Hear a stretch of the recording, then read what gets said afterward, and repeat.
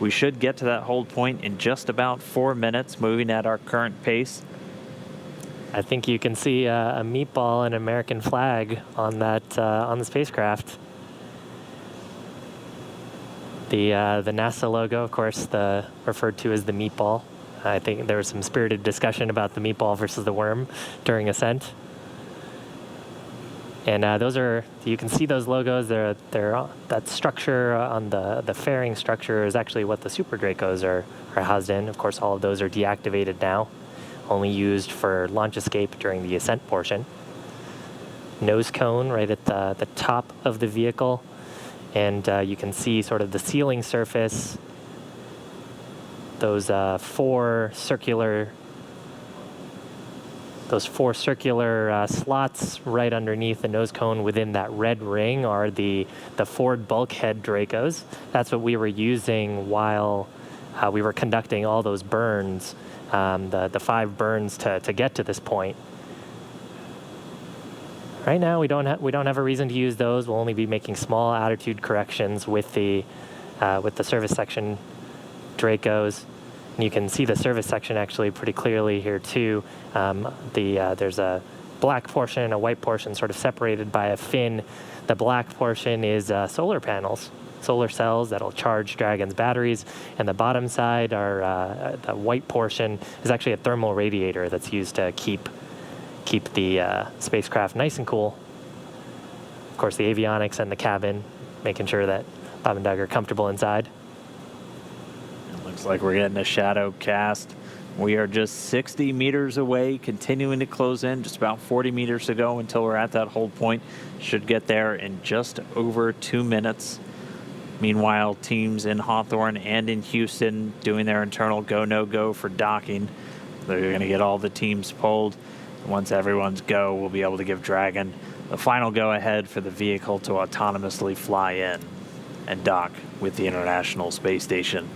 Should be coming up on waypoint 2 arrival in just about 1 minute, 45 seconds. At this point, it'll be 20 meters away from that docking port. The International Docking Adapter number 2 attached to pressurized mating adapter number 2 at the very forward end of the Harmony module. Right there on right around the center, you can see the forward hatch. It's got a window in it. You can see a couple of handles, and there's some features that look sort of bronze-ish. Those are the pedals that we were talking about earlier as part of the soft capture system. So pretty wild, too, to see. We're so close that we're getting shadows from the station on Dragon. Wow. And we're getting these views of Dragon's approach from 2 cameras that are right next to that docking adapter.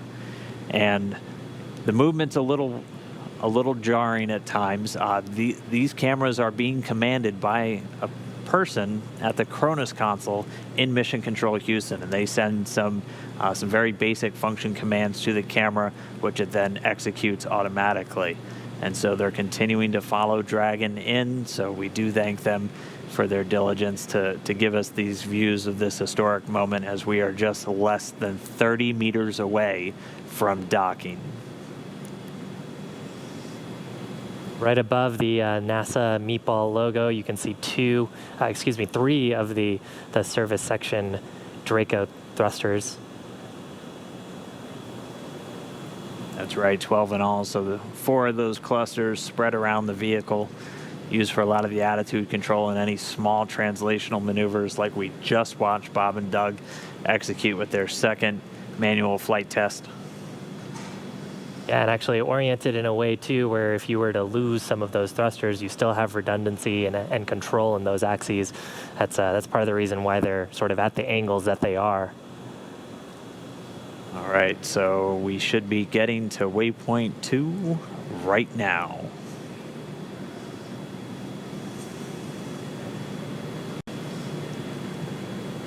So it looks like we do have that hold. Dragon SpaceX on Big Loop. The ground is go for approach 2. We will be enabling the resume shortly. As a reminder, ensure your visors are closed prior to Dragon's departure from the waypoint. And once Dragon is inside the crew hands-off point, retreat and breakout are not permitted. And for your awareness, we have sunset in a little less than 8.5 minutes.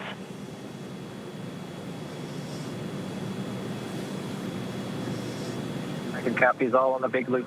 Go for docking.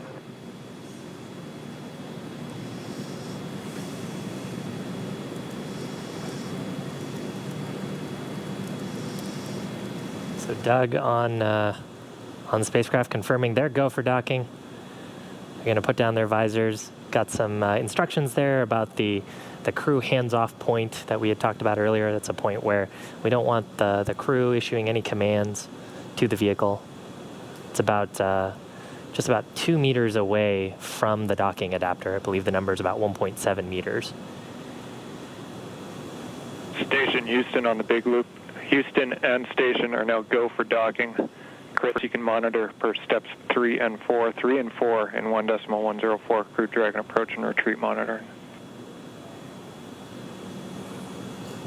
Copy steps 3 and 4. Next Dragon on the big loop. Our visors are down. Copy, visors down.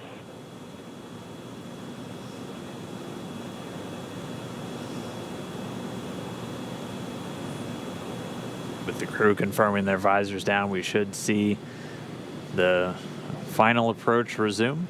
Station Dragon on the big loop. We are inbound from approach 2. Copy, inbound. Station copy. And we're going to be racing that sunset. The approach has resumed. Dragon closing in. We're inside 20 meters. And yeah, that crew hands-off point should come up in about 3 minutes or so. Right before we get that final docking, it comes about 20 seconds prior, or just about 2 meters away from the station still. And that's just the crew not issuing any abort commands. At that point, it would be too late. And so any aborts would be executed automatically by Dragon itself.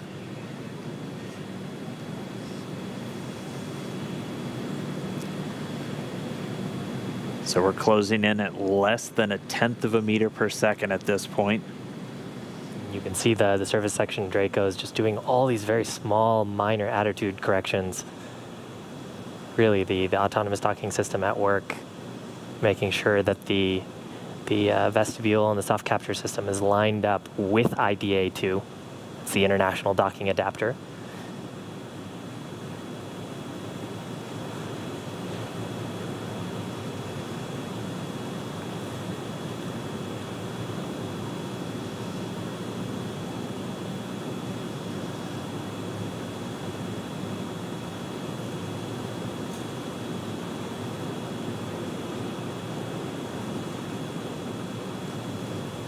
You can see much more clearly there the hinge mechanism for the nose cone. Those 4 black circles are the forward bulkhead Dracos, not to be used at this time. And then, of course, the pedals of the soft capture system. Wow.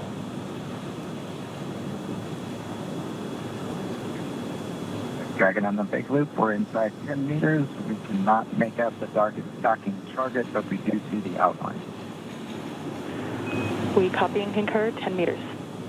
All right, we're less than 10 meters away. Again, we're closing at that rate of less than 1/10 of a meter per second. We should be just about 1 minute, 45 seconds away from docking. There's a center line camera right in that middle, so that you can see where the forward hatch is, and right in the middle of that there's a window and there's a center line camera that is aligned with the center of the vehicle and the center of the docking mechanism.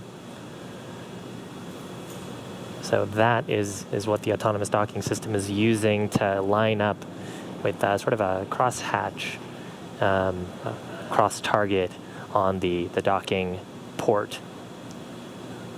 Again, the forward docking port on PMA2, or the pressurized mating adapter. And we are just 5 meters away. Again, we're racing that sunset. This Dragon continues to close, 4 meters to go. Those shadows of the space station on the vehicle.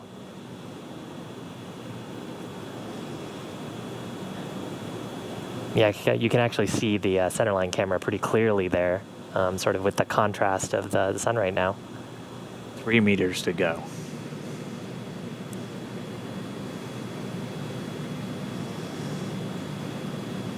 Two meters.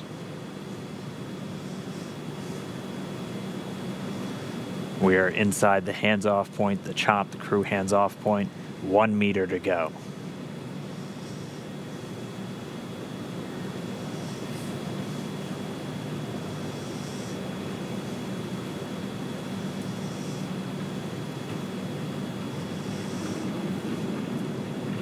Soft capture complete. Dragon and SpaceX. Soft capture confirmed. Stand by for retraction and docking.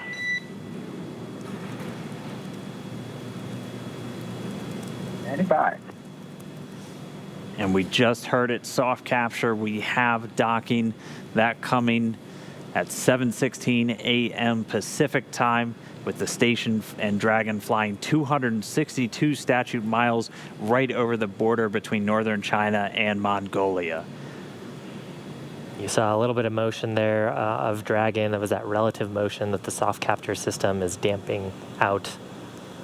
Once that motion is clear, then the soft capture system will be retracted, and Dragon will go for hard capture.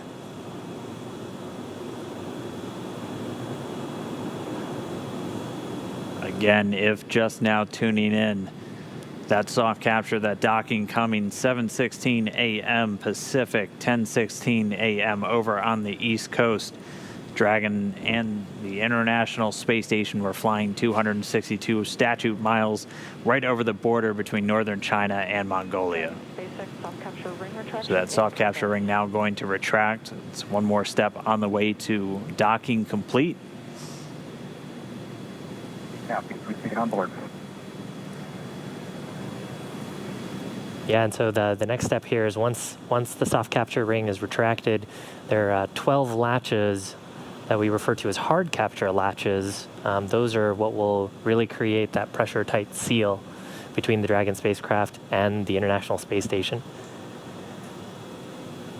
So once soft capture is complete, and I believe we'll get that call from our core here, Anna, then we'll get confirmation of hard capture, and the crew, of course, aboard have this information on their displays, so they'll also see indication of hard capture complete. And once those two steps are done, then that's docking complete. That's right, and we're expecting to hear some words from everybody. A pretty monumental moment. I mean, for Doug Hurley, he's returning to where he last docked almost 9 years ago on the very last space shuttle mission, now commanding the very first commercial spacecraft to deliver astronauts to the International Space Station. That's got to be cool for them. They've mentioned quite a few times that they're best friends. Our favorite dads in space, as we've been calling them. This has got to be really cool for them. It's got to be really cool for their families too, watching this.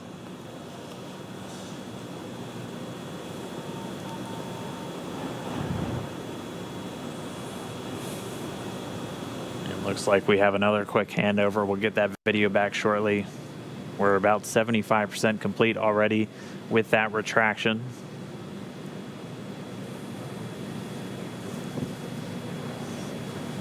Once that retraction is completed, we'll keep an eye out for the 12 ready to hook indicators. Once those are ready, those 12 hooks will begin to engage, and that'll securely attach Dragon to the International Space Station. Yeah, so right now the vehicle confirming that the soft capture system is deployed correctly and is fully retracted. And then once the soft capture system is fully retracted, that'll set up the vehicle to put in the hard capture pins. There's 12 of those around the docking ring, and that's what creates that airtight seal between the Dragon spacecraft and the International Space Station. The volume between, which we refer to as the vestibule, is currently not pressurized. Of course, it was just exposed to the vacuum of space until literally minutes ago, about 4 minutes ago. So just waiting for the vehicle to get that. Dragon SpaceX, ring retraction complete. Docking sequence is holding for MCS reconfiguration. All right, so we see those ready to hook indicators are lighting up green. So we should be just about to step into those 12 hooks beginning to engage to get that secure mate between Dragon and the International Docking Adapter on the space station. Wow, right now those two vehicles are flying together. They are attached to each other. It's been just under 19 hours since we lifted off. We're actually at about 18 hours, 58 minutes, and 42 seconds. So we promised about a 19-hour ride up to station, and we made it just a few minutes before that. They were able to dock a few minutes ahead of schedule. We were tracking them to still take about another 10 minutes, but able to step through all of their burns about 16 minutes ahead of schedule and get us to where we are now. If you missed it just a few moments ago, that initial docking coming at 7:16 a.m. Pacific, 10:16 a.m. over on the east coast of the United States, and they were 262 statute miles flying together over the northern border of China and Mongolia. So really exciting. We're just waiting for this docking complete to be confirmed. We're expecting to hear some words, obviously, from the crew on board and all the excited teams down here. We're just waiting for this moment. And then it's time to start getting Dragon integrated into the station. There will be an umbilical that will get mated, and that'll allow Dragon to flow data and power into the station systems, and then it'll be over to the crew. Endeavour and station at Houston on the big loop. MCS is configured. We're proceeding with hook driving. All right, and they did a quick, so the motion control system onboard station now back under those control moment gyros, so handed over from the Russian thrusters, and Dragon now given the go to drive those hooks. We have to do that changeover of attitude control before we drive those hooks, as the Russian thrusters a little bit more dynamic in their control of attitude, and if you had a thruster firing while you were starting to drive those hooks, that could miss a line. So going over to the smoother control moment gyros on the U.S. side, now controlling the attitude on board the station, and those hooks, those 12 hooks on Dragon, about to start driving.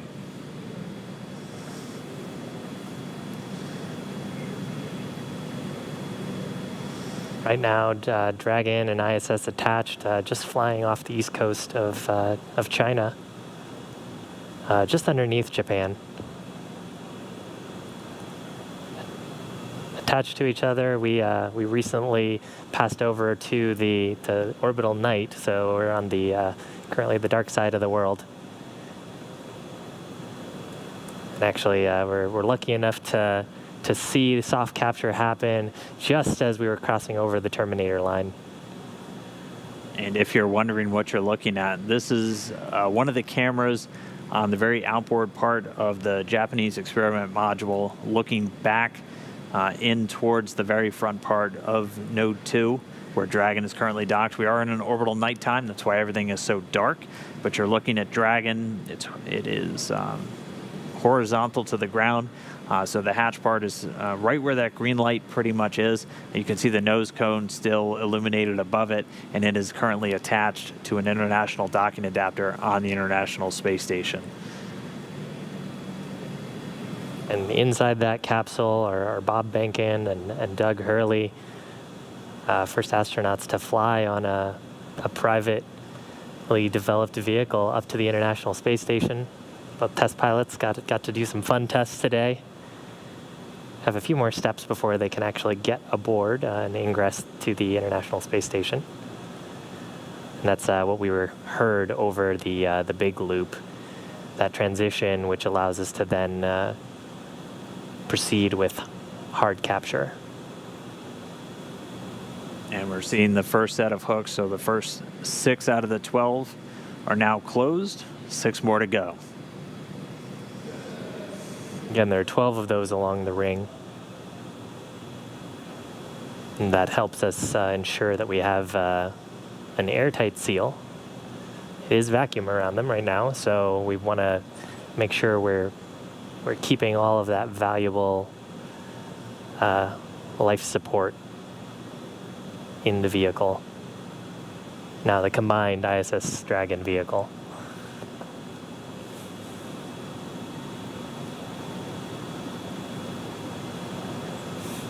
Meanwhile, inside the capsule, Bob and Doug also standing by for this hard capture to complete. And once we have that docking complete call, they'll be able to start stepping through a number of procedures to get them ready to move into the International Space Station. They'll get the go-ahead to doff or get out of their suits, and then they'll have some activities on the Dragon side to prepare for the hatch opening.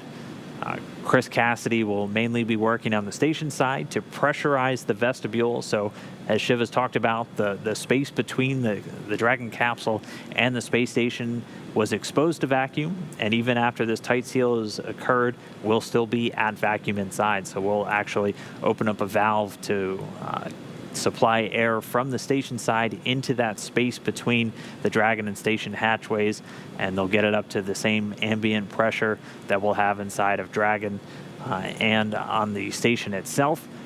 They'll wait for it to thermally balance out, make sure we don't have any temperature swings as we're bringing it up from vacuum, so probably from a very cold temperature up to about 72 degrees that they have in their cabin temperature on board the station. And then we'll get the hatches open. Dragon SpaceX, hard capture complete. Stand by for docking completion.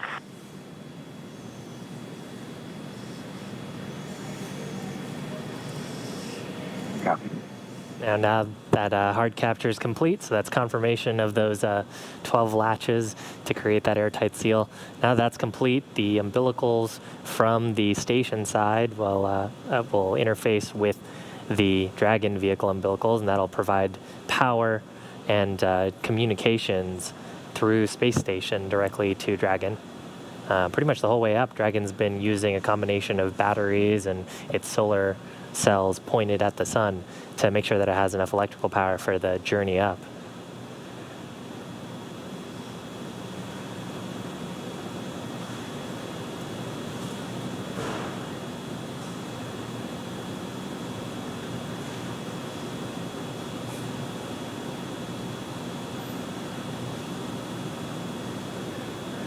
And we're just standing by now for that umbilical to get mated, and that's going to, again, as Shiv was just saying, start the power and data transfer between Dragon and the space station. They've been transmitting data through RF radio frequency on the way uphill, and during the final approach, this will give a hard mate, basically a wired LAN connection between the Dragon spacecraft and the International Space Station itself, and then also being able to draw power from the station systems using those great big solar arrays that are used to generate all of the electricity for systems on board the station.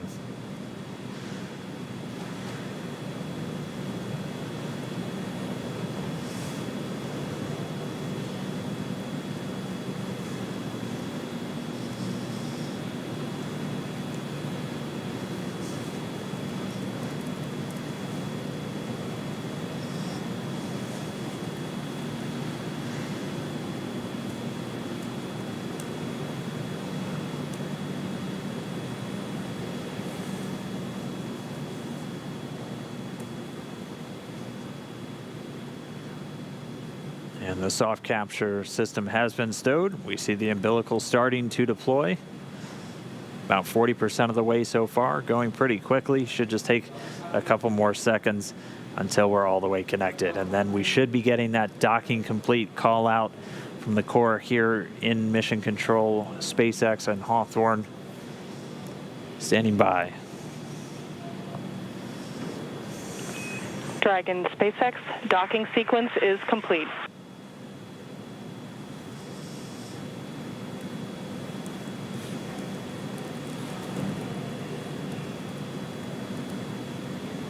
SpaceX Dragon, we copy docking complete.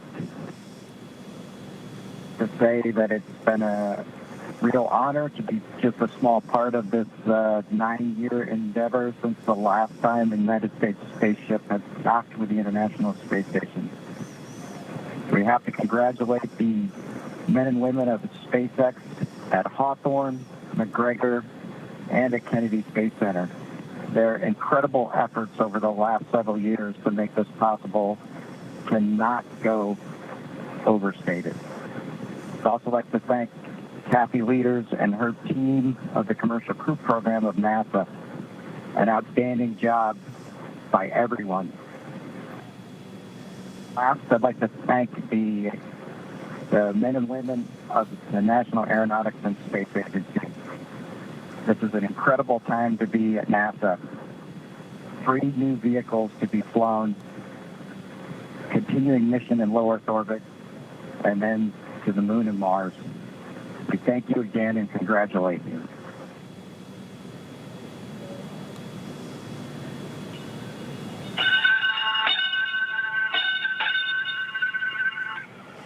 Dragon arriving. Crew of Expedition 63 is honored to welcome Dragon and the Commercial Crew Program to welcome aboard the International Space Station. Bob and Doug, glad to have you as part of the crew. Well done. Bravo Zulu. Hello, Kathy. Thank you, Chris. Thank you, Chris. Endeavour, this is Houston. Bob and Doug, welcome to the International Space Station after your spectacular rendezvous and docking of the first Crew Dragon vehicle. For the first time since the retirement of the Space Shuttle, you have completed a historic ride to the ISS and have opened up a new chapter in human space exploration. On behalf of the flight control teams here in Houston and in Hawthorne, California, and to our SpaceX colleagues, bravo on a magnificent moment in spaceflight history and on the start of a new journey that has changed the face of space travel in this new era of space transportation. Bob and Doug, good luck, and we look forward to working with you on board.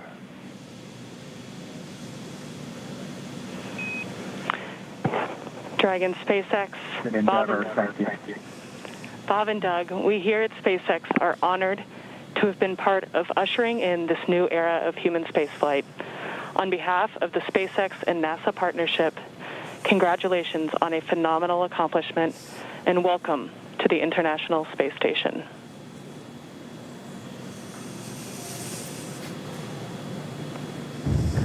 Well, thank you, Anna.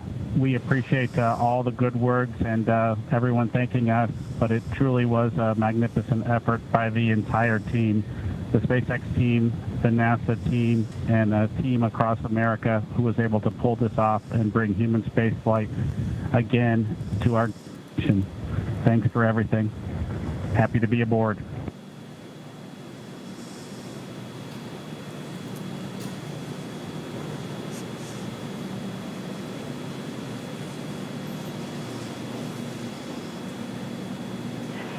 And Dragon SpaceX, with that, ground will be enabling hardline power and comm connection shortly. You are go to doff your suits per procedure 4.012. We will be configuring your video to go external shortly, and we have one request for Bob's suit doffing when you're ready to copy.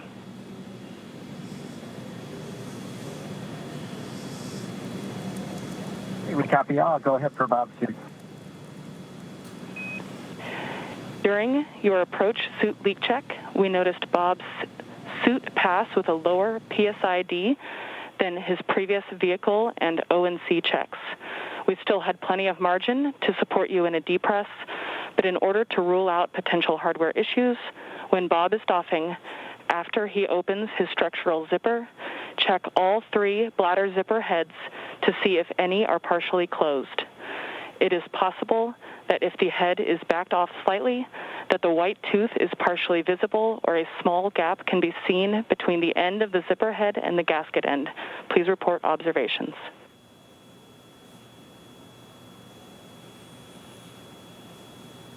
Copy. Bob will take a close look at his zippers when he doffs, and he'll get doffing first, so we'll let you know as soon as we see something or if we see something. Great. Thank you so much.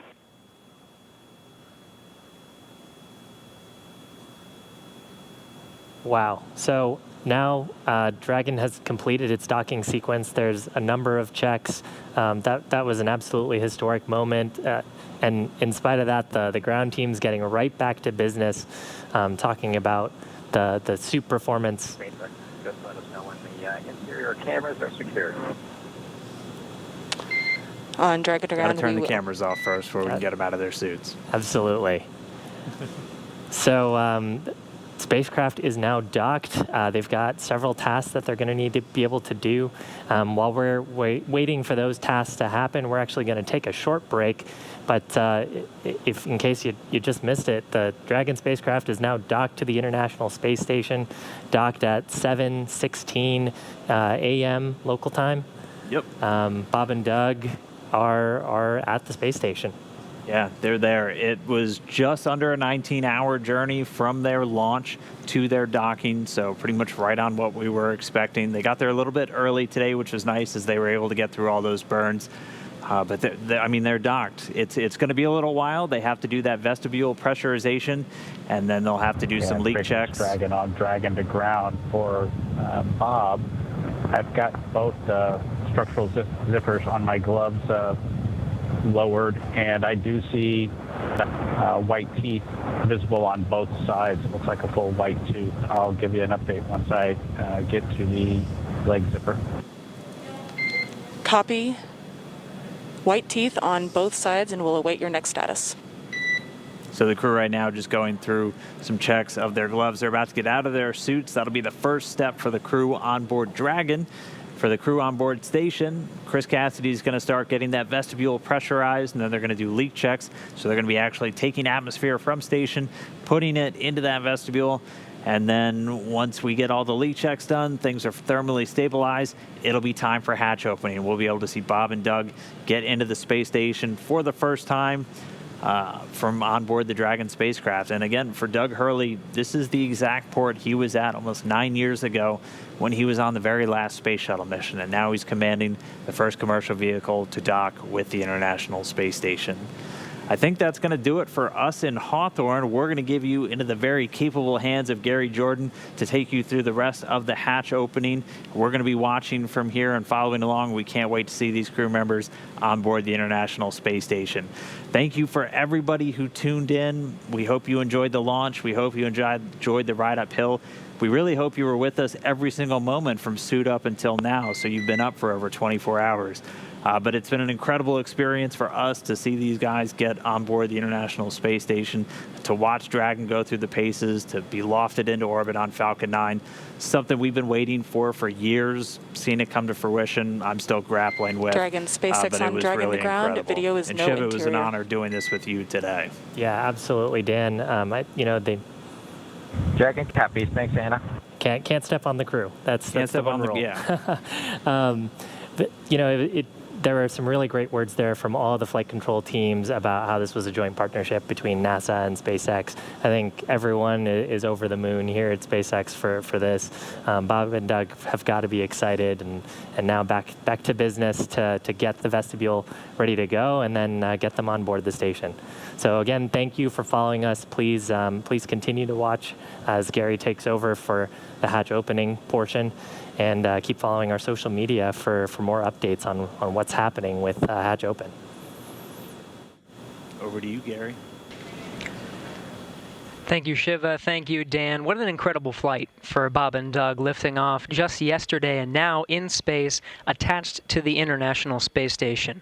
Some kind words all over after docking at 9:16 a.m. Central, and a hard mate just 11 minutes later. We're still not done here. We're going to take you through the pressurization sequence and eventually hatch opening of the International Space Station. SpaceX Dragon on Dragon to Ground. Cabin mic check, come. And I hear you loud and clear on Dragon to Ground. How many? Loud and clear. Excellent. Good comm checks. We still have a lot of work to do here. We're going to pressurize the vestibule and eventually get... And SpaceX Dragon with an update from Bob. It looks like a white tooth on the leg zipper as well. We'll take a close look if we can see anything else that might have resulted in that lower leak check pressure. Copy. Really appreciate the report. Thank you. Teams behind me will be configuring the Dragon and the International Space Station to welcome Bob and Doug aboard. First, of course, the International Space Station attitude control moment gyros, really holding the Dragon in place through the hard capture sequence. We'll start enabling those thrusters and pressurizing the vestibule. It'll take about an hour until we're able to get the hatch open. The teams here at Mission Control Houston Orbit 2, led by Flight Director Zeb Scoville, will be taking us through that process.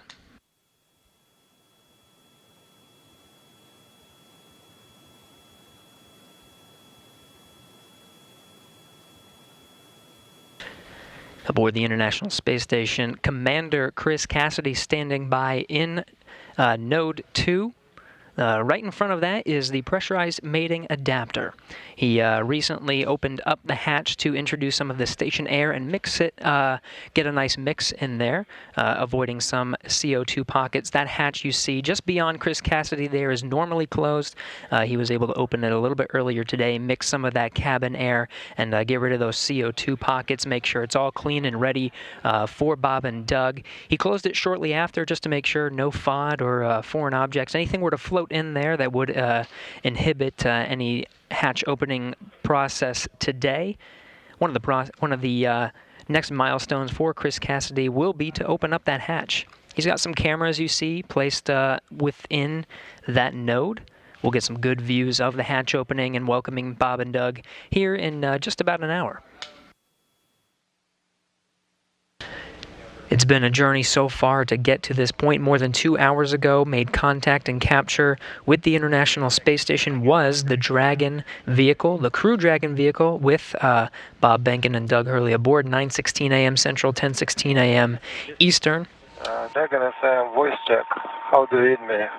Counting. 1, 2, 1, 30-minute 1, timer that 2, you gave 2, us a little 1, bit 2, earlier. 3, 1, 2, 4, 1, 2, 5. Here, and then give you go to come back on board.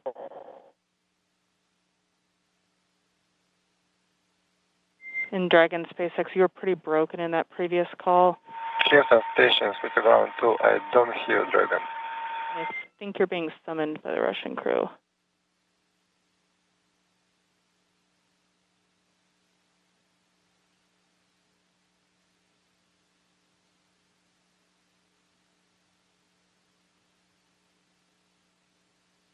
In Dragon SpaceX, I was told to proceed with you. Can you please repeat your last?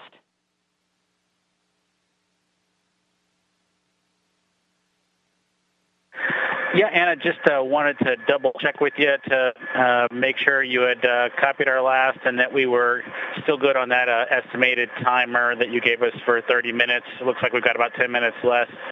So we'd like to pick up in section 2 of 4.400. Checking.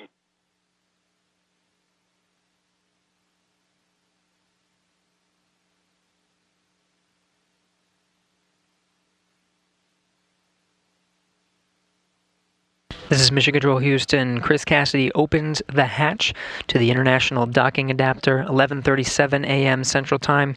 Station and Dragon flying together, 267 statute miles over the South Pacific.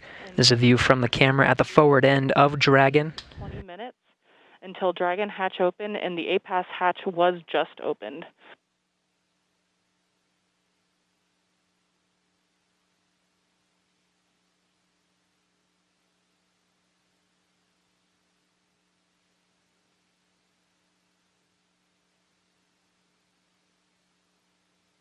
Again, 11:37 a.m. Central.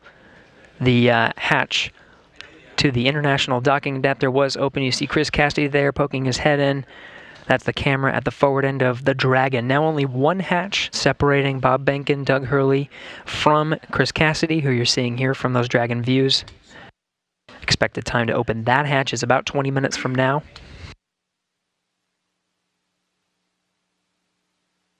We'll report that time to you and expect to do a welcome ceremony at 12:15 a.m. Central Time, 1:15 p.m. Eastern. That'll welcome Bob Behnken and Doug Hurley aboard the International Space Station as part of the Expedition 63 crew. Open We'll get to hear some words from them and have some VIPs here in Mission Control Houston to provide words to the teams that oversaw the entire mission and the crew aboard the International Space Station. Station Houston, we copy the hatch open, no condensation, thanks.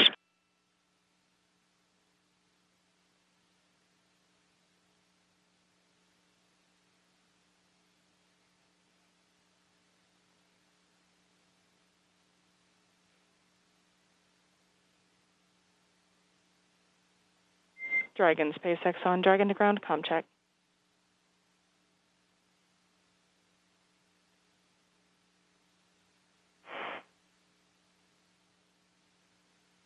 Dragon to ground, how us? A little choppy, how me?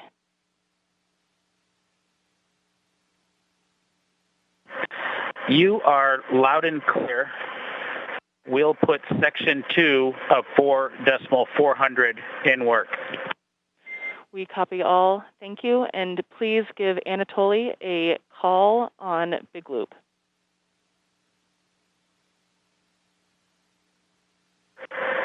Okay, we'll call Anatoly on the Big Loop, and I'd also like to report 2 bottles of water consumed from location 9, bag 204. Location 9, bag 204, and to confirm that was for the waste system flush.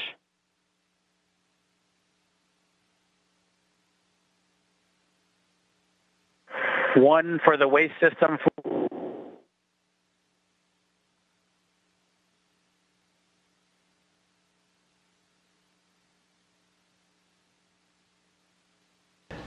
Chris Cassidy removing that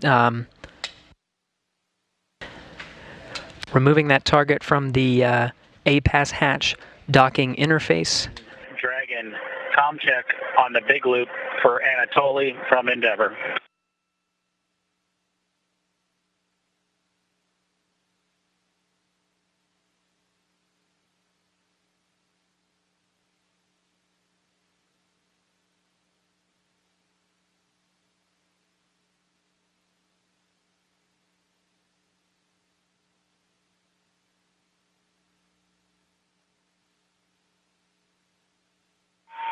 Dragon FM, voice check. How do you read me?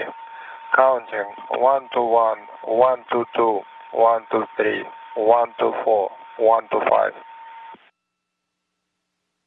Anatoly, Endeavour has you loud and clear. How copy? Copy Houston. They have you loud and clear. Good to hear your voice.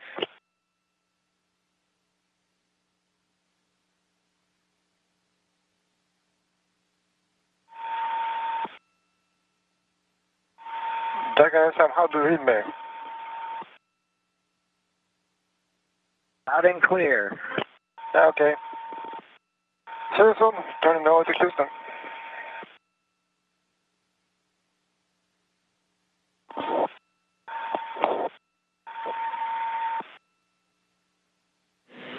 And all players from Houston, that completes the comm checks. Thank you. Copy. Okay.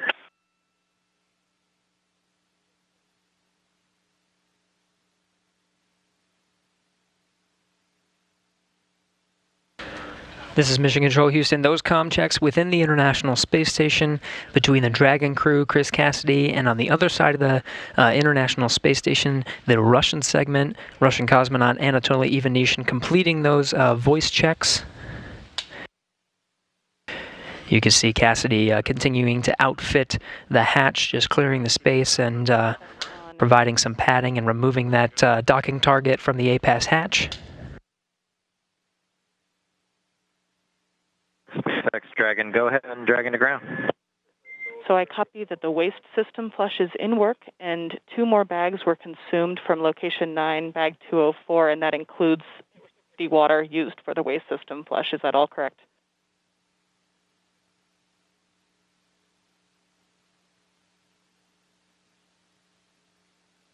From bag 204, one of which Bob is in the process of consuming, and the other will be for the waste flush. That is correct. Perfect. Thanks for clarifying. And secondly, do we have your permission to come back on board with video?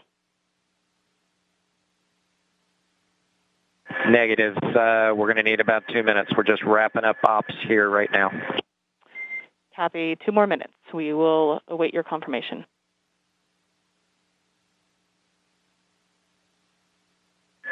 Thank you.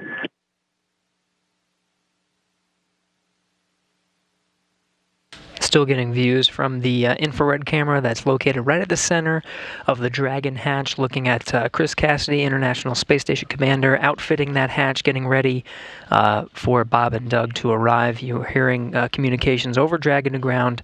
That was Bob Behnken and Doug Hurley on the other side of that hatch, inside the Crew Dragon vehicle, finishing up their operations on the inside for that hatch opening, expected in about 10 to 15 minutes.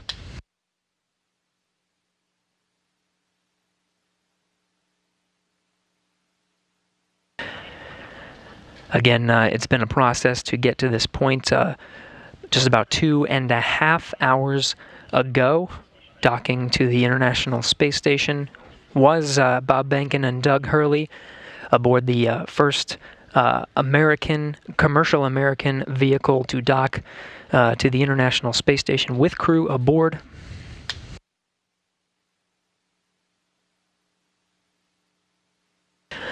Again, we're expecting about 10 to 15 minutes to open up that hatch. One more hatch separating Bob Behnken and Doug Hurley from the inside of the International Space Station. Still looking at Cassidy doing some of the prep work for that hatch. We'll get some great views that Cassidy set up over the past few hours to capture this historic moment today.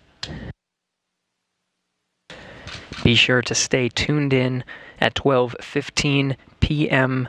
Central Time, 1:15 p.m. Eastern. We'll start a welcome ceremony officially welcoming Bob Behnken and Doug Hurley aboard the International Space Station to join the Expedition 63 crew.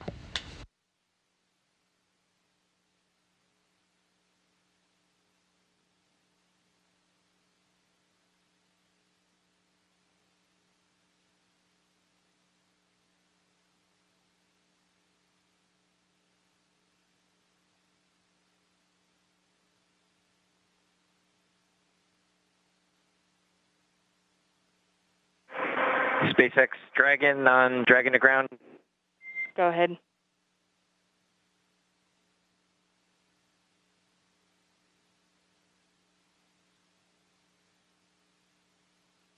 Anna, you're clear to come on board. Copy. Clear to come on board, and thanks for your patience with the comm. We are in an orientation that's creating some blockage to receive your comm on Dragon to ground. Yeah, we figured that was it. No problem. That's part of the deal. Chris Cassidy giving a wave, eagerly awaiting Bob and Doug to come aboard. Just behind him, you see Anatoly Ivanishin and Ivan Wagner, Russian cosmonauts of Expedition 63 standing by. We'll be able to come aboard Dragon here in a sec, get some views from the Crew Dragon. We're in a short handover of those communications from the International Space Station. Video and audio should be regaining them momentarily.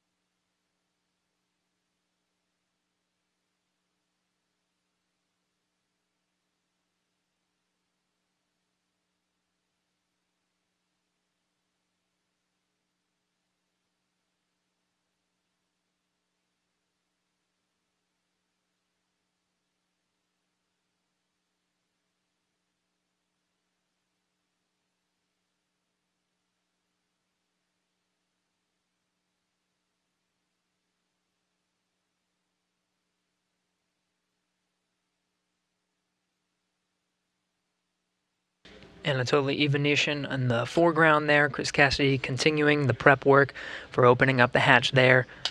Again, the pressurized mating adapter hatch you see there in the foreground is open. The APAS hatch to the International Docking Adapter is open. Just one more, and that's the hatch of Dragon, the Crew Dragon vehicle.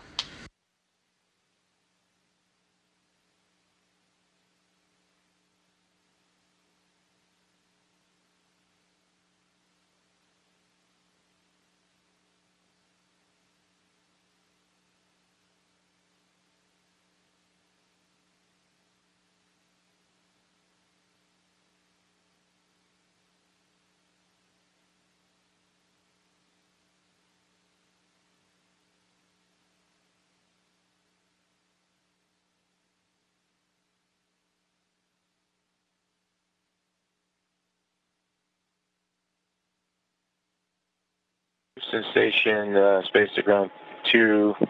Station is ready for Dragon hatch equalization. Station Houston copies. Dragon call ready when you're able.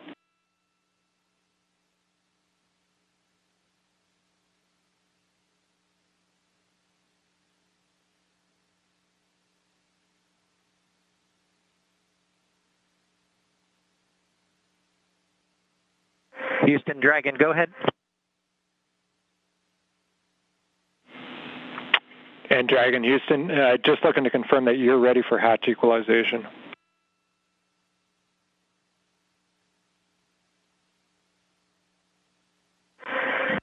We are ready as long as SpaceX is ready.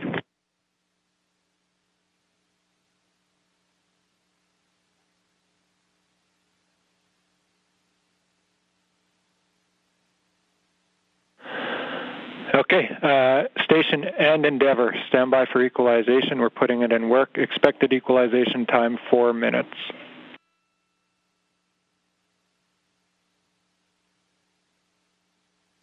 Station copies. Endeavour copies.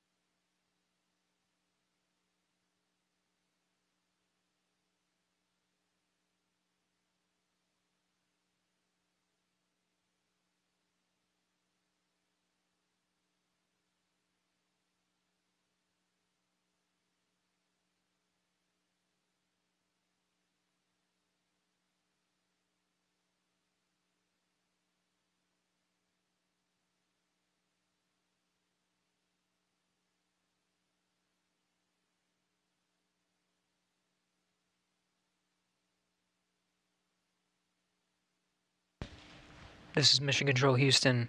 We're continuing to equalize the pressure of that last hatch. Behind that hatch is Bob Behnken and Doug Hurley aboard the Crew Dragon spacecraft. We are moments away from opening the hatch and welcoming them aboard the International Space Station.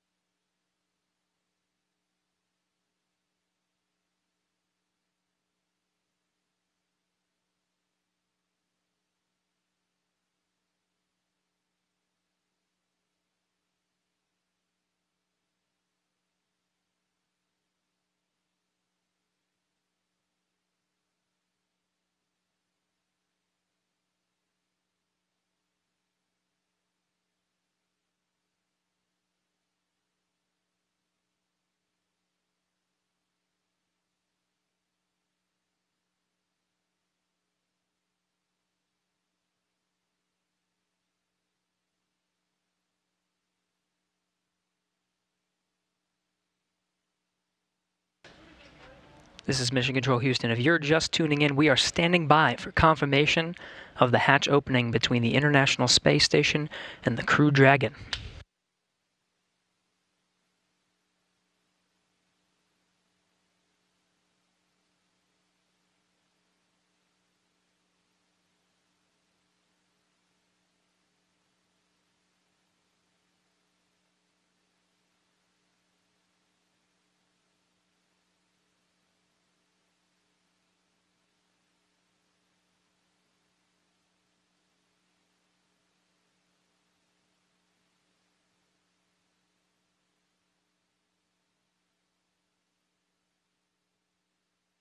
There's the hatch to the Crew Dragon.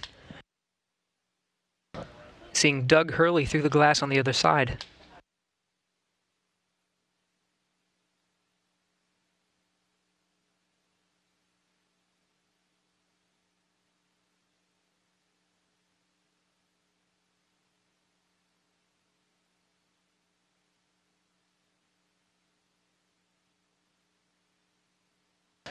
And there's Bob Behnken.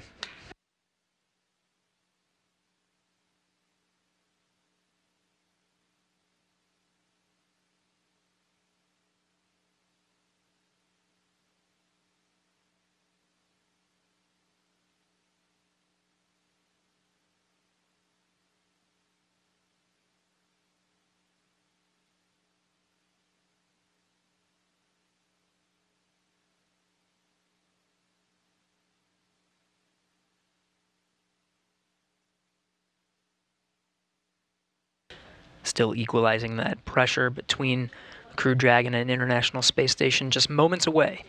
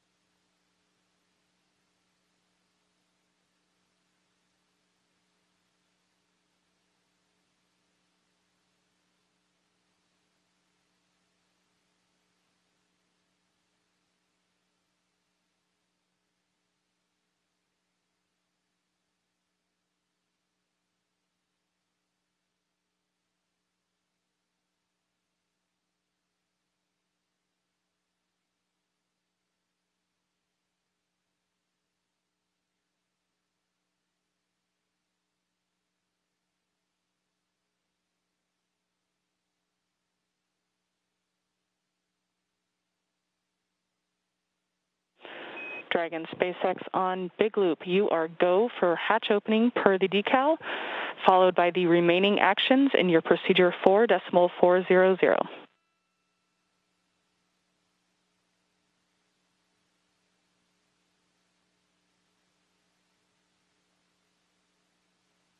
Dragon copies. Go for hatch opening and remaining steps in 4.400.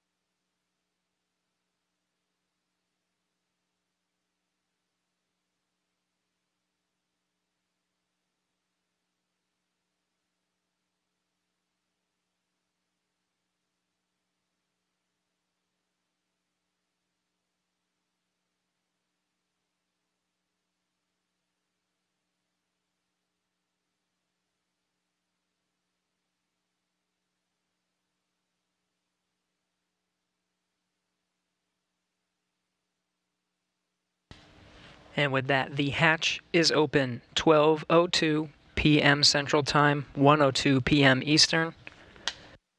Bob Behnken and Doug Hurley opened the hatch to the International Space Station after launching from American soil on a U.S. vehicle for the first time in 9 years, the first time ever for a commercially built spacecraft.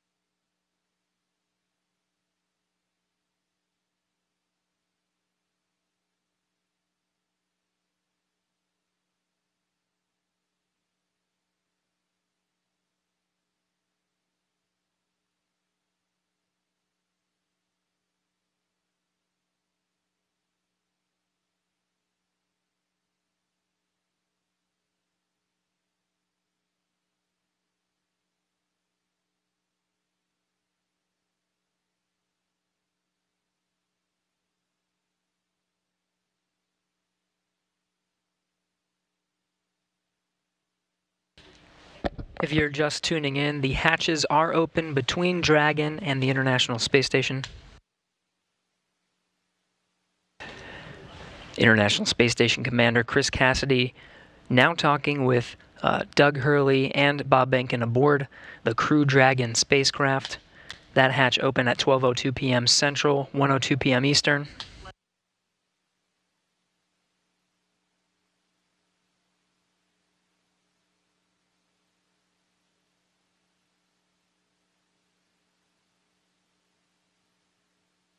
SpaceX Dragon on the Big Loop. The hatch is open in 5.54.400. How copy?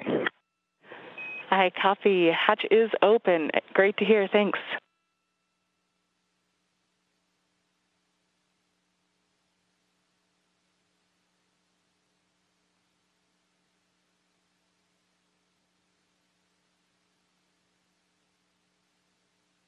And SpaceX Dragon in 5.9, we're going to exit out of 4.400 and transition to 2.102 Crew Dragon ISS arrival through the hatch opening. I copy. With that, I understand you are complete with 4.400 and will follow along with you as you transition to the ISS procedure.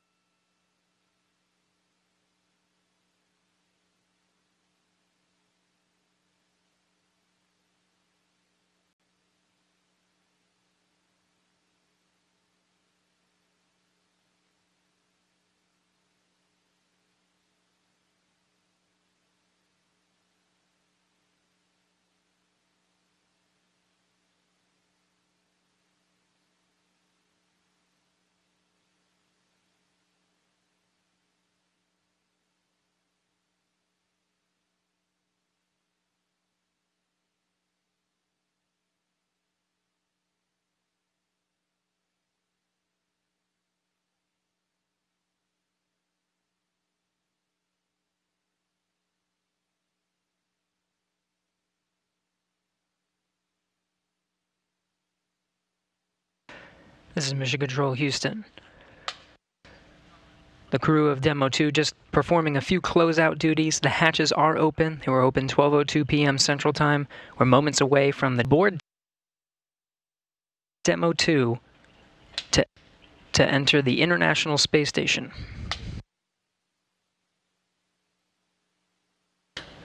It'll be the first time that Americans will enter the International Space Station on a rocket launched from U.S. soil, built by an American company. The first time ever Americans will enter from a commercially built spacecraft.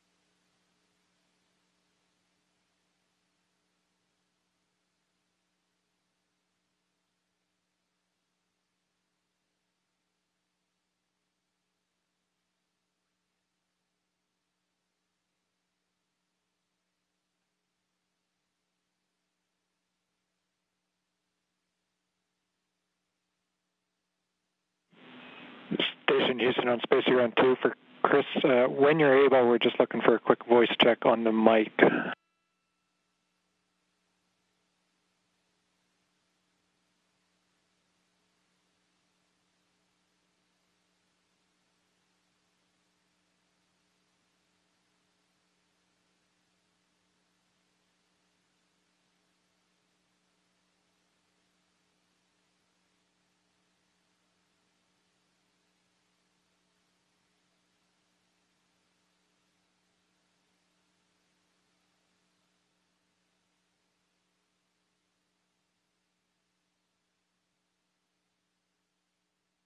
Station Space Ground 2, go ahead.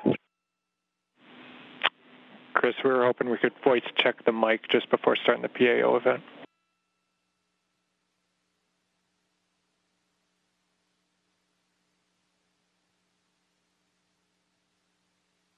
Okay, copy that.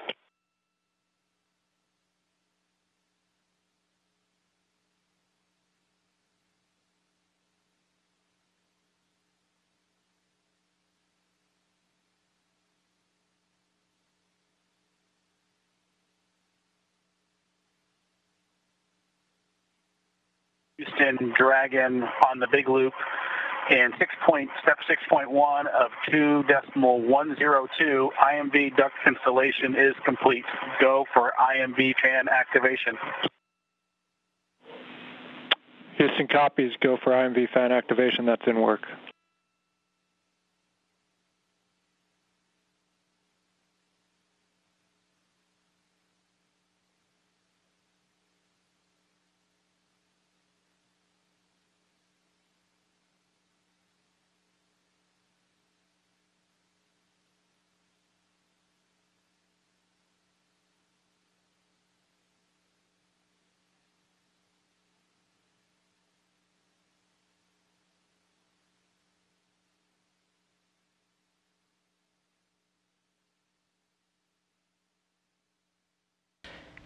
If you're just tuning in, you're getting a live look.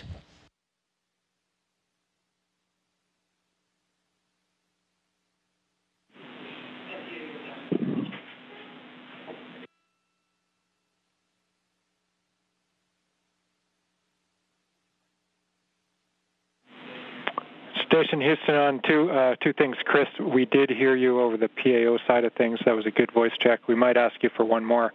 And then for the Dragon crew, you also have a go for 6.3. That's opening the location 23 and checking for debris. Dragon copies 6-3 in work.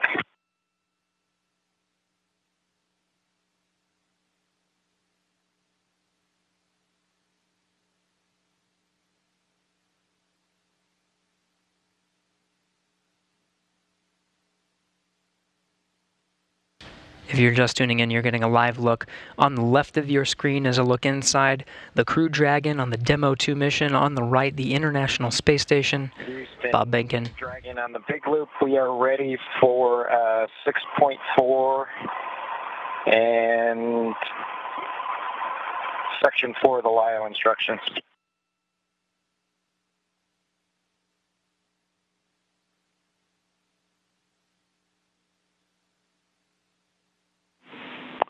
And Station, we copy. Dragon crew, you are go at 6.4.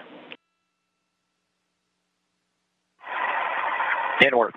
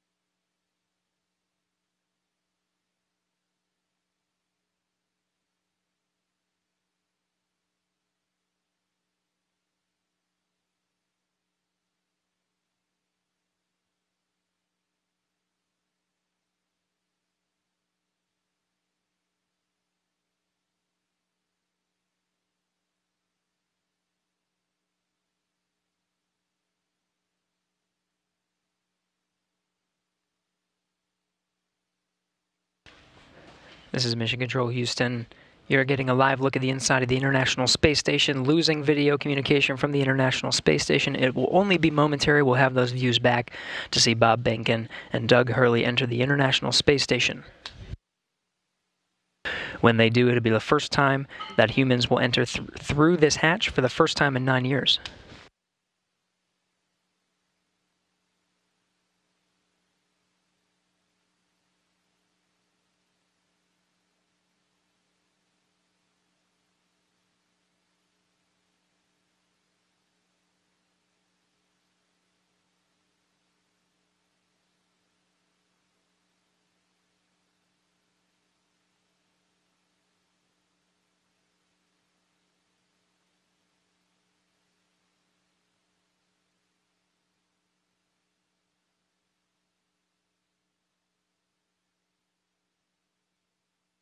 Dragon, so we had to had to load the procedure from my iPad and hand it in to them, so that's what took a little longer.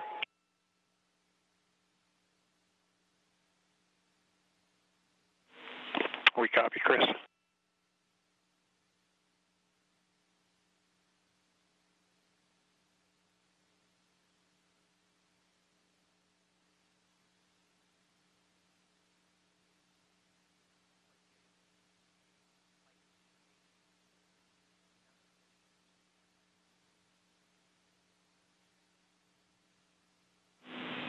Station Houston on 2 for Chris. When convenient, PAO requests an additional voice check through the mic.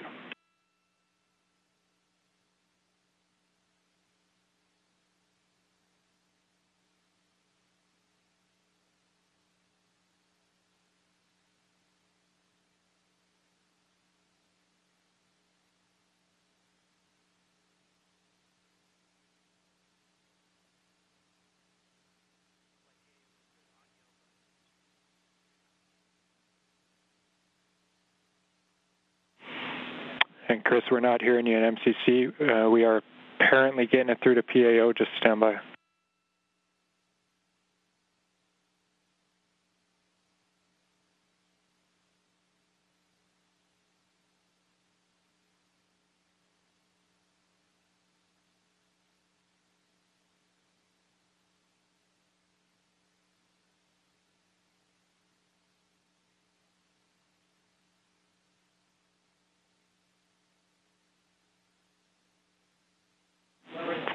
Chris, PAO is working comm reconfig. I'll call you if we're ready for another check.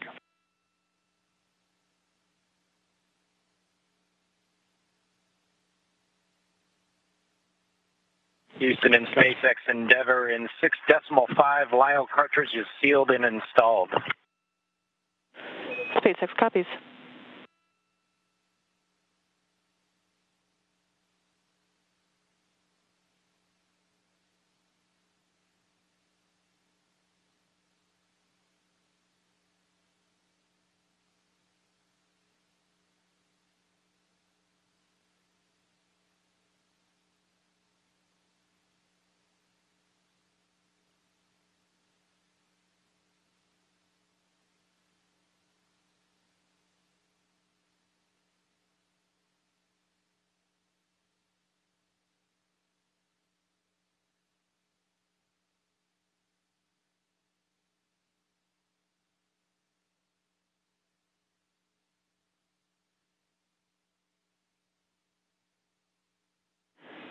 Station Houston on 2 for Chris. We wanted you to confirm that the mic is in channel 1. It needs to be in channel 1. A thought here is that it could have been bumped over to 2.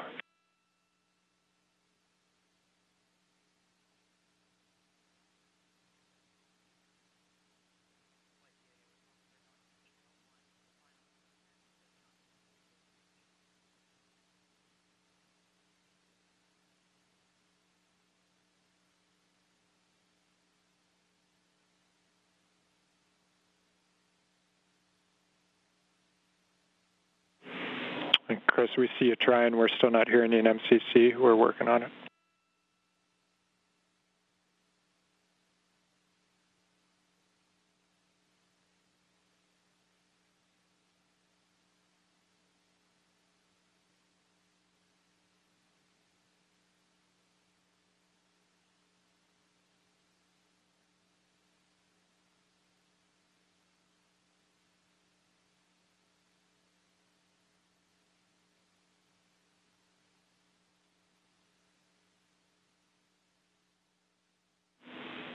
And Chris, nothing in MCC. We see you trying. The word here is that as long as that is in channel 1, any problems past that point are on our end, so we're looking into it. We'll be right back to you.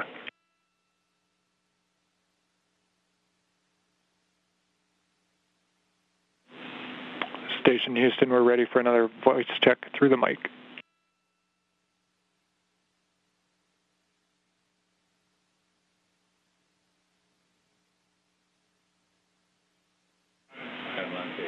Station Houston, we have you loud and clear through the mic. Thank you.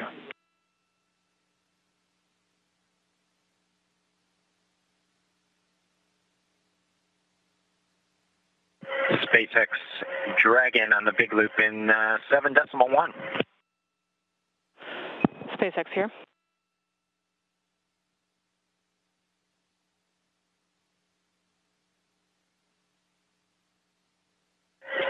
Okay, Anna, in 7.1, it appears that the AVV inner Bravo is open, as well as the PPRV ISO valve.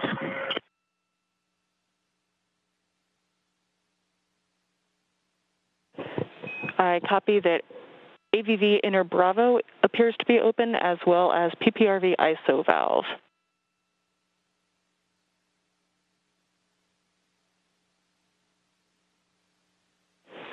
Go ahead and cycle them to close if you're good with that call. Yes, we are good with that call and appreciate the status. Thank you.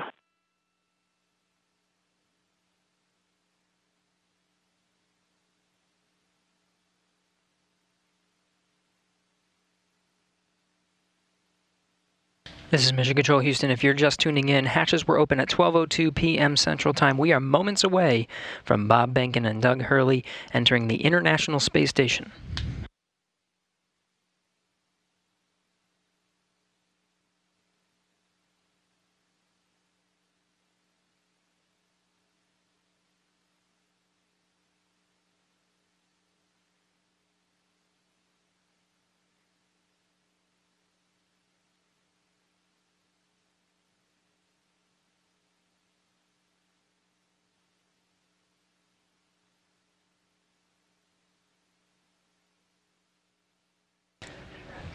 Again, this is Mission Control Houston, moments away from Bob and Doug entering the International Space Station. Shortly after they enter, we will conduct a welcome ceremony. There will be VIPs here in Mission Control Houston, Ficker 1. Looks like they're all closed visually now.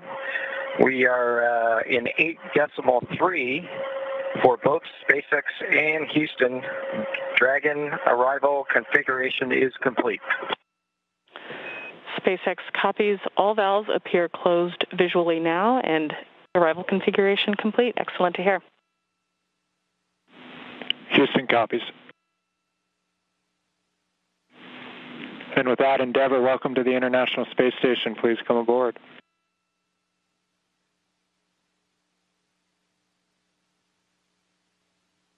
Endeavour copies with pleasure. We'll be there in a second.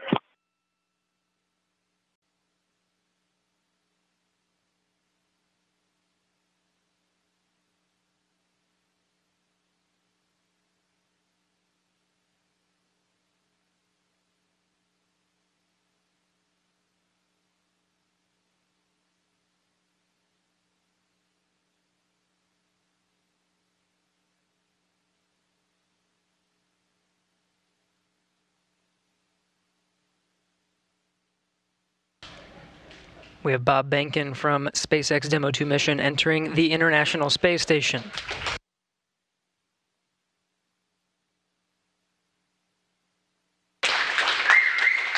Followed by Doug Hurley.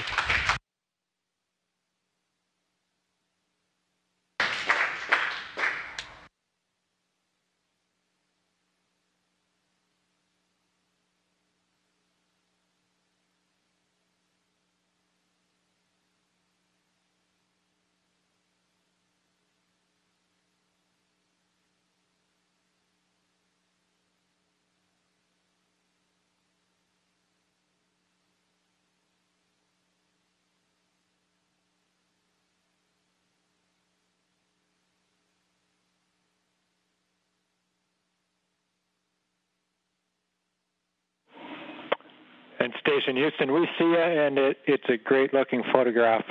So thanks for that. Stand by one. We'll call you when we're ready for the event in the next few seconds. Got a whole bunch of very happy and grateful people making their way into MCC right now.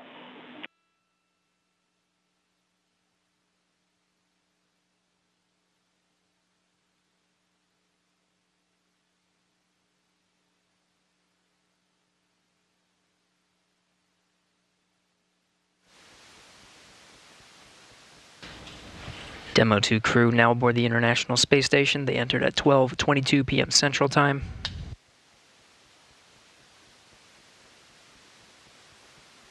The station at the time was 262 statute miles over Turkmenistan. Crew all gathered in front of the cameras at the Node 2 forward end of the International Space Station. Just behind them is the hatchway to the Crew Dragon on this Demo 2 mission. We're standing by for a welcome ceremony. We'll have VIPs here in Mission Control Houston ready to greet the crew.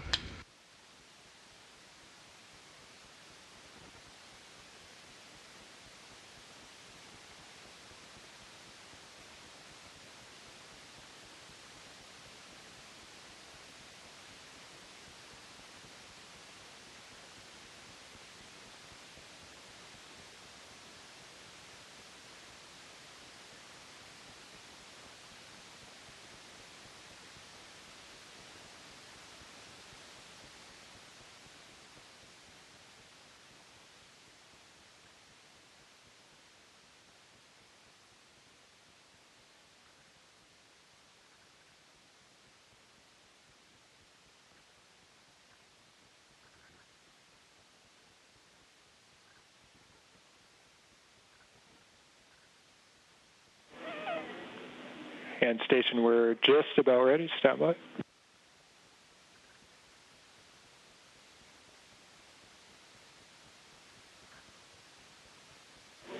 All right, Station, it's Houston on Space to Ground 2. Confirm that you are ready for the event. Houston, this station, we are ready for the event. Copy that. And, sir, Administrator Bridenstine, welcome to MCC. Please call Station for a voice check. Station, this is the NASA Administrator. Can you hear me? We hear you loud and clear, sir. Welcome to the space station.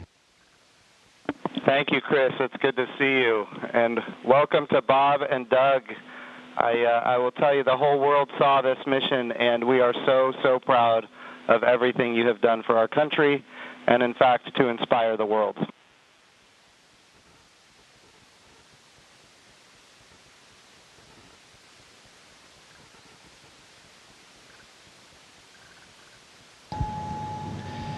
We sure appreciate that, sir. It's obviously been our honor to be just a small part of this. We have to give credit to SpaceX, the Commercial Crew Program, and, of course, NASA. It's great to get the United States back in the crewed launch business, and we're just really glad to be on board this magnificent complex. Well, we have some VIPs with us here, and I'm sure they have some questions that they'd like to ask you, but I have one of my own before I turn it over. And I just wanted to find out if you guys got any sleep on your way up there the last, I'd say, I got 19 hours. Did you guys get any sleep?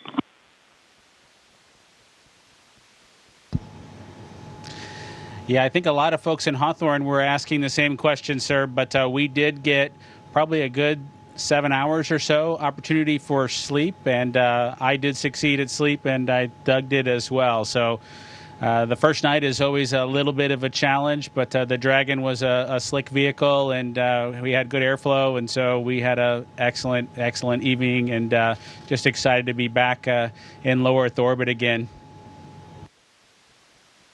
Amazing. Well, one of the people that is here with us today is Senator Ted Cruz, and of course he's a huge advocate of America's space program, and he's been somebody who has helped us so much as we transition from one administration to the next administration. And the reason missions like this can have success is because of continuity of purpose. And Senator Ted Cruz was a leader on a bill called the the NASA Transition Authorization Act. And because of that, we have had a lot of political support, and we're very grateful for his leadership. Senator Cruz, would you like to say a few words? Well, congratulations, gentlemen. The eyes of the world are upon you, and everyone is proud of you. All of America is watching you, and today and yesterday represent big, big days. We're looking at a decade since we've had American astronauts launched on an American ship from American soil. And I can tell you, I sat with my wife and kids in our living room watching on TV yesterday, and I suspect we did what just about everyone watching did, including both of you, which is held our breath as it took off. And we're glad to see you've landed safely. We're glad to see you've docked. And so let me ask you, that Dragon is an amazing vehicle. How does she handle?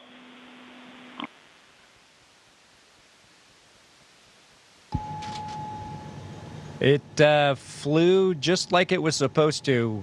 It was we had a couple of opportunities to take it out for a spin, so to speak, once after we got into orbit last night, and again today about 20 minutes before we docked. And my compliments to the folks back at Hawthorne and SpaceX for how well it flew. It is exactly like the simulator, and we couldn't be happier about the performance of the vehicle. What do you guys hope to accomplish in your time on the International Space Station?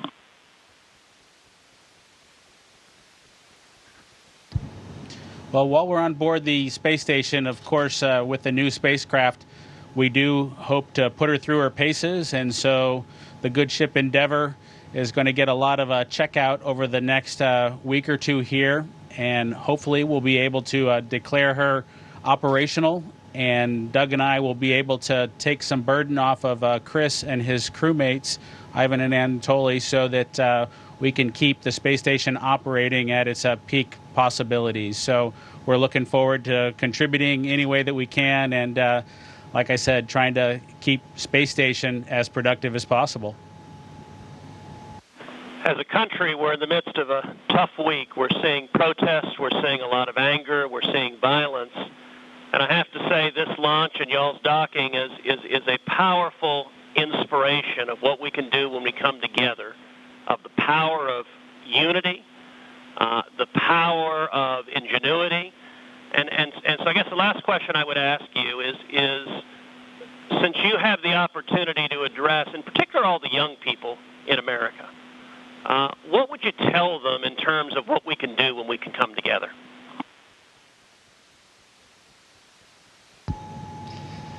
You know, that's a great question. 9 years ago, just about exactly 9 years ago, we docked with Atlantis on STS-135, the last flight of the Space Shuttle program, a 30-year program. And folks at SpaceX, folks at NASA, the Commercial Crew Program put their heads together and worked diligently year after year, making sacrifices, working hard. And then 9 years later, American launch capability was restored, and this is just one effort that we can show for the ages in this dark time that we've had over the past several months to kind of inspire especially the young people in the United States to reach for these lofty goals and work hard and look what you can accomplish. Thank you, gentlemen. God bless you. Thank you, Senator Cruz. We have another very special guest here that represents the Johnson Space Center. And, of course, it's my good friend from the House of Representatives, Dr. Brian Babin.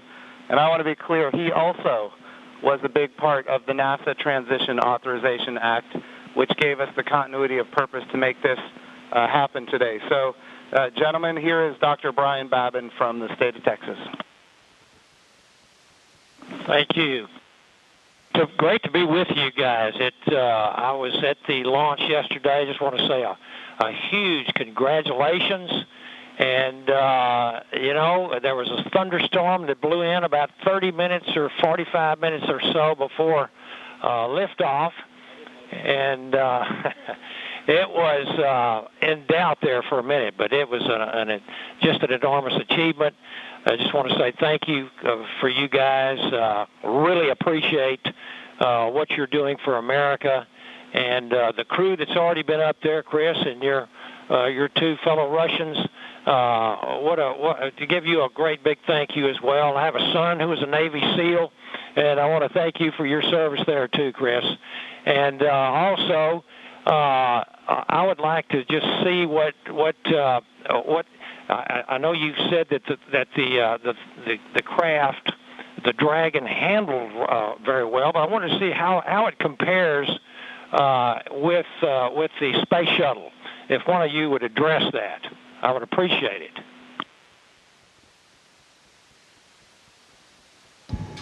Well, thank you, sir. It certainly has been a long endeavor for us and our namesake spacecraft. We're proud to have her on board the International Space Station after all that the teams around the country and across America have done to get us here today. As far as a comparison with the space shuttle, both Doug and I took a few minutes while we were accomplishing the approach and docking to, in our spare time, talk a little bit about it. We were surprised a little bit at how smooth things were off the pad. The space shuttle is a pretty rough ride heading into orbit with the solid rocket boosters. And our expectation was, as we continued with the flight into second stage, that things would basically get a lot smoother than the space shuttle did. But Dragon was huffing and puffing all the way into orbit, and we were definitely driving or riding a Dragon all the way up. And so it was not quite the same ride, the smooth ride, as the space shuttle was up to MECO. A little bit less G's, but a little bit more alive is probably the best way I would describe it. Anything else, Doug? No? Sounds good. Bob, what is MECO?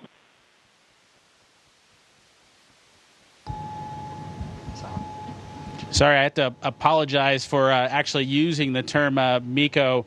It's a little bit confusing between the space shuttle and the Dragon vehicle. So it's a main engine cutoff is what MECO stands for. Those happened at different times in flight for the two vehicles. For the space shuttle, that was when you were all the way in orbit. For Dragon, that was just a little bit after 2 minutes. And then we had the single engine cutoff for second stage when we achieved orbit. So that time under the single engine under Dragon with one engine was more of an experience than the shuttle was for that 6.5 minutes or so that we were under that second stage motor. Well, I would just like to say, in fact, Doug, did you have something you wanted to add there? I met your mother and father yesterday, Doug, and great folks. They're very, very proud of their son.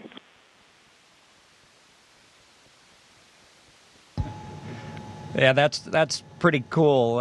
Hopefully they enjoyed the launch. I know for parents, it can probably be pretty nerve-wracking for them to experience a launch. This was their third, so I'm glad everything went okay, and hopefully it was a good show. We haven't obviously heard or seen any video yet, but we're looking forward to seeing the launch replayed sometime.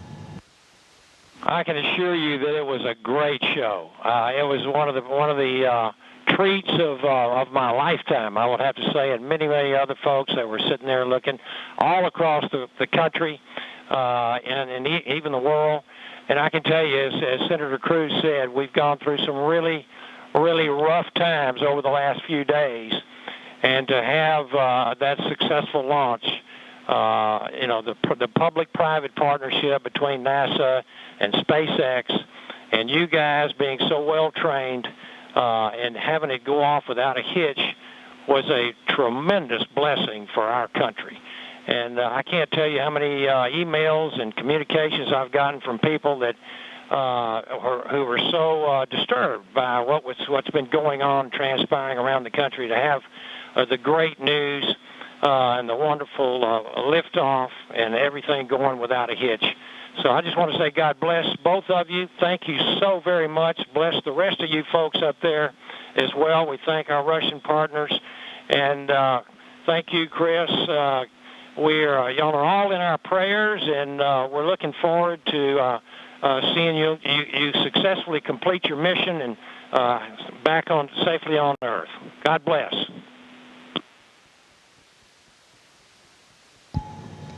Thank you very much. Yeah, and just so you guys are aware, the show was in fact spectacular. The ratings on NASA TV beat everyone else.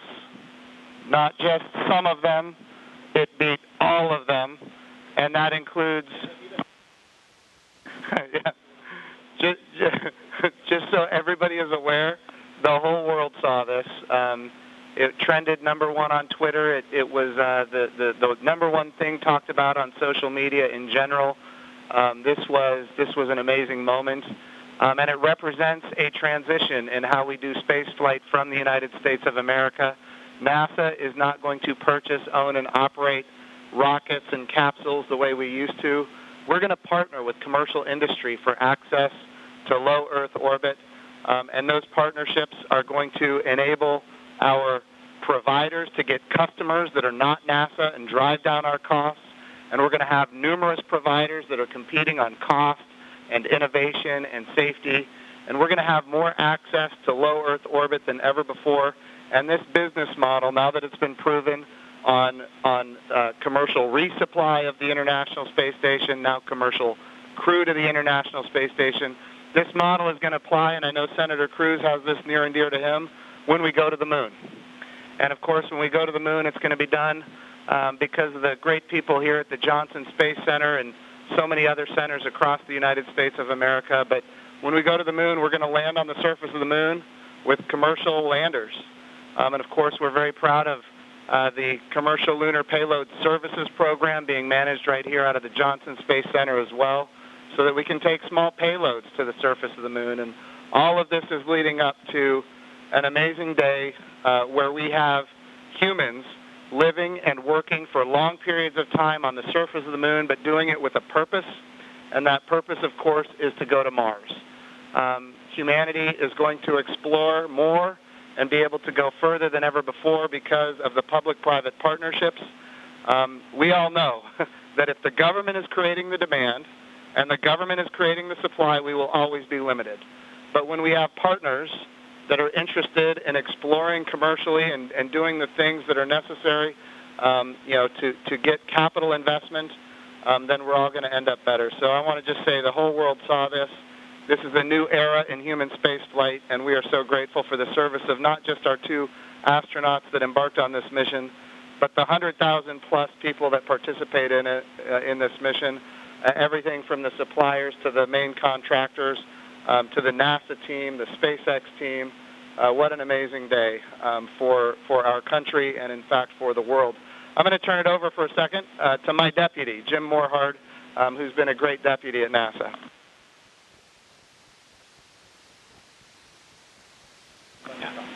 Gentlemen, congratulations. You know, Jim's mentioned going to the moon. And yesterday and today, one, you've inspired the Artemis generation, which is our next generation.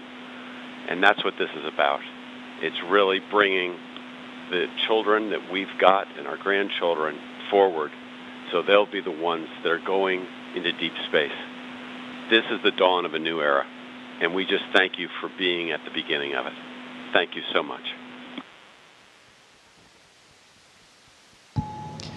It was absolutely our pleasure, but it's just a huge team effort across the board from SpaceX to NASA that made this all happen. We were just the lucky guys that got to fly the rocket yesterday. I have a question for Chris Cassidy. You know, our crew here decided to be about 3 days late. You got to work them overtime, I presume, now to get them caught up on all the activities that they missed out on. Any plans for them? Well, the day they missed out on was a good one for them to skip. It was Saturday house cleaning, but I took care of it for them. We'll catch up next weekend. But in all seriousness, we've got a few things to take care of tonight. Make sure we're all safe and we know the plan in case something bad happens. And then we're looking forward to some operational stuff later in the month. Maybe we'll get outside and do some spacewalks.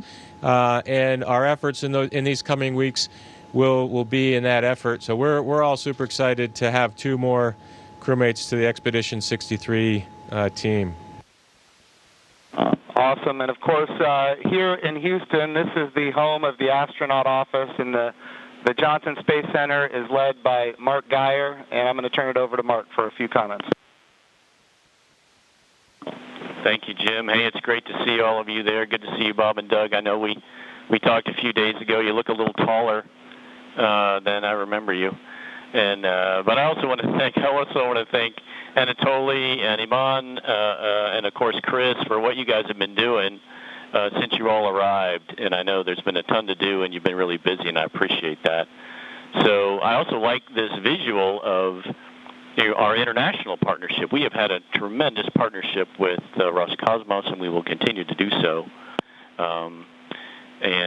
But it is nice to see crew arrive from this side of the space station. So that was pretty cool after 9 years. I did have one question for Chris, though. What might you do to ensure that Bob and Doug stay longer? Do you have any strategy there?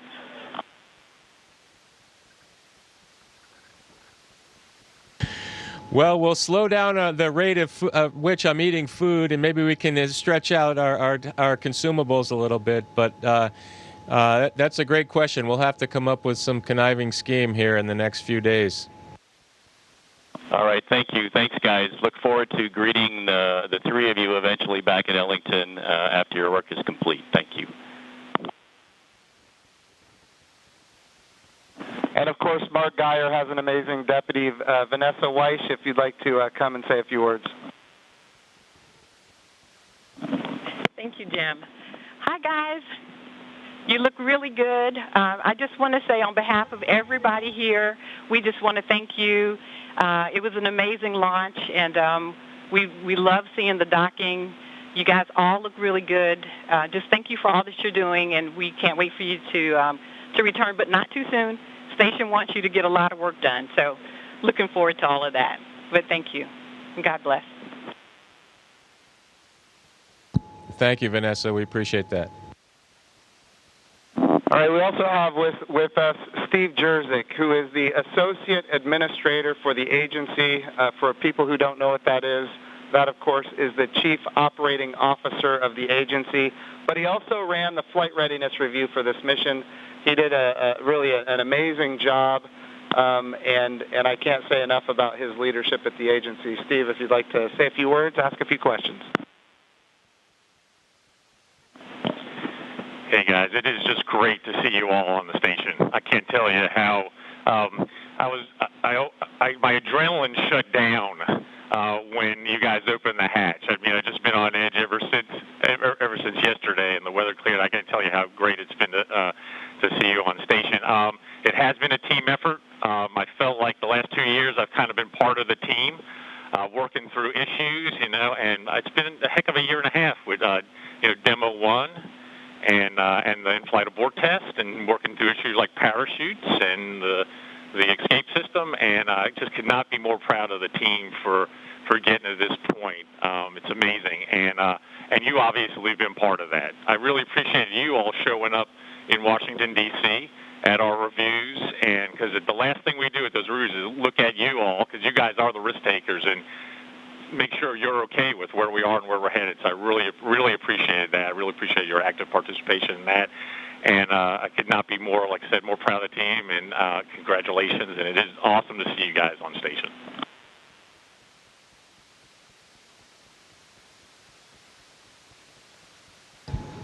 Well, thank you, sir. We're just proud to be a part of the team that got to bring spaceflight back to the Florida coast. I appreciated the comment earlier that it was nice to see a vehicle come to the forward portion of the space station, but I'll tell you what, that's the only way Doug and I know how to do it.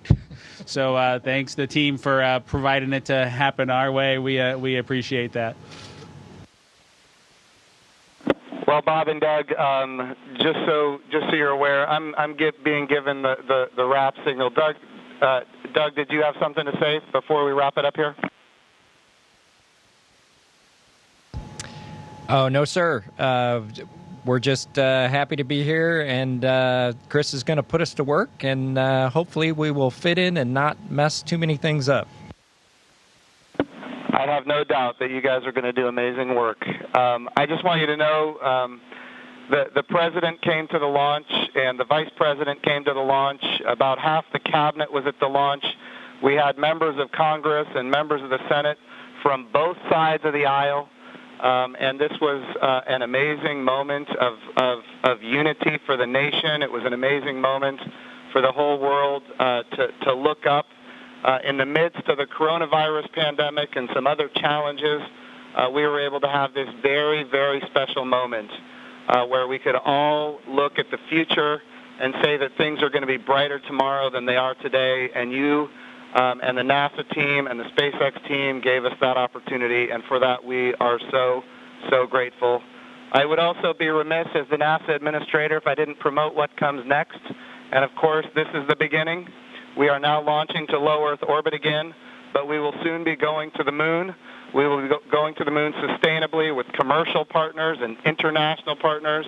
We're going to use the resources of the moon to learn how to live and work for long periods of time. Ultimately, we're going to take all of that knowledge and we're going to go to Mars. And of course, this time when we go to the moon, we go with a very diverse, highly qualified astronaut corps that includes women, which is why we call the program Artemis, named after the twin sister of Apollo, and she, in Greek mythology, was the goddess of the moon. This is the beginning. There is so much more to come, and I'm glad that our representatives of the Johnson Space Center are here because we're going to be asking them to fund this project. And what an amazing day that you guys have given us. So thank you from not just me and the people here, but from the United States of America and people all around the world. I'm more popular on Twitter than I've ever been, and it's because of you guys. Thank you.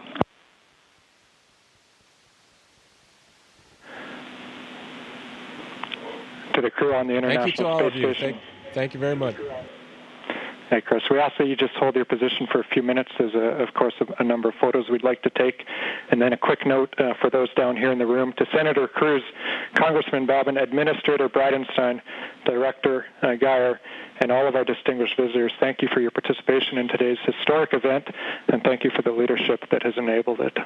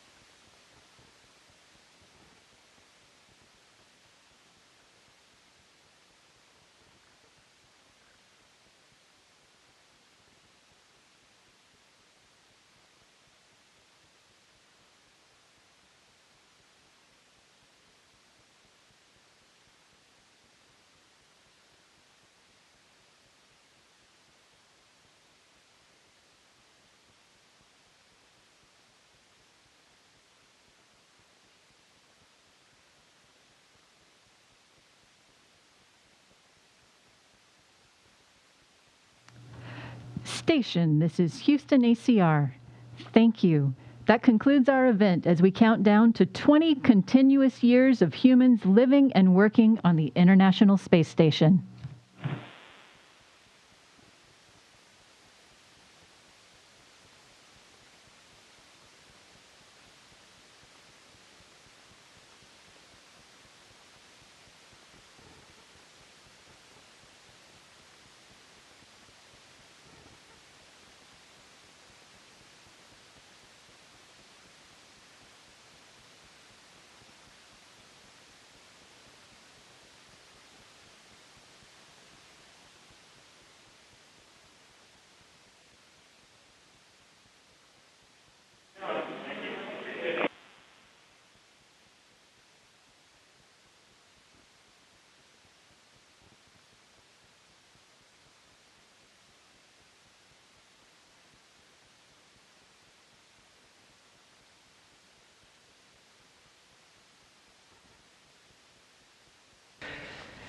That concludes our coverage of the SpaceX Demo 2 mission in conjunction with NASA.